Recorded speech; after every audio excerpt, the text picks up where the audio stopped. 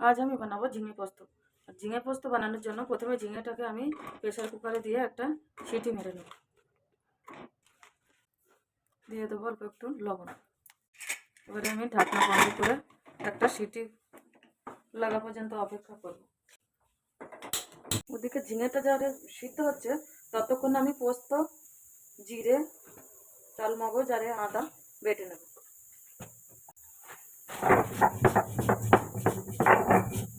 মশলাটাও বাটা হয়ে গেছে, এদিকে কুকারে একটা সিটি পড়ে গেছে। কুকারটা নামিয়ে আমি কড়াইতে দিয়ে দেবো সর্ষের তেল।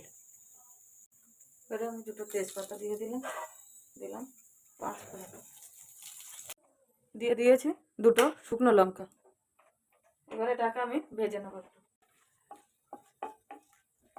আমি এতে দিয়ে দেবো পেঁয়াজ আর কাঁচা লঙ্কা গ্রেট করা।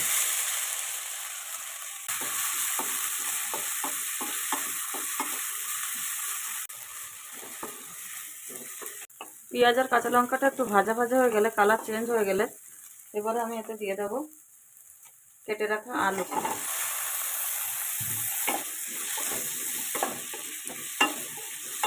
দিয়ে দেবো একটু লবণ। লবণটা দিয়ে আমি এটাকে কিছুক্ষণ ঢেকে রান্না করে নেব। এবারে আমি এতে দিয়ে দেবো জিরে, পোস্ত, আদা, চালমগজ বাটা। ভালো করে কষিয়ে নেব।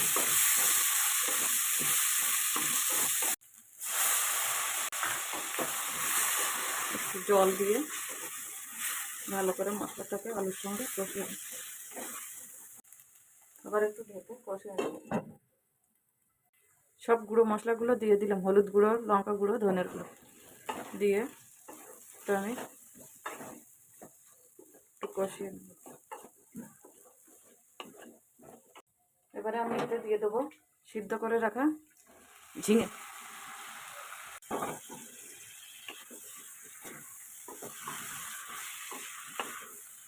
ঝিঙেটা আমি আলাদা সিদ্ধ করে নিয়েছি, কারণ এই মশলাটা ঠিক করে কষানো যেত না আলুর সঙ্গে, তাই। আর সবজিটা তাড়াতাড়ি হয়ে যাবে। একটু নাড়াচাড়া করে এবারে এতে দিয়ে দেব গরম জল।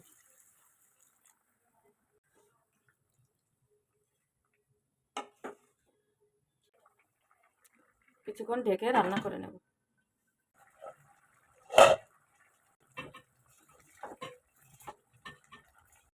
দিয়ে দেবো একটু চিনি, একটু মিষ্টি মিষ্টি হবে তরকারিটা, একটু রস রস রাখবো। তো আমার এখন তৈরি হয়ে গেছে।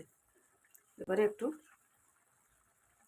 সবুজ ধনে পাতা, একটা স্পেশাল মশলা দিয়ে নামিয়ে নিলে রেডি আমার ঝিঙে পোস্ত। হ্যাঁ, অনেকে হয়তো হলুদ দেয় না, আমি কিন্তু হলুদ না দিলে আমার ভালো লাগে না, তাই আমি হলুদ দিয়েই রান্না করব। রেডি আমার ঝিঙে পোস্ত।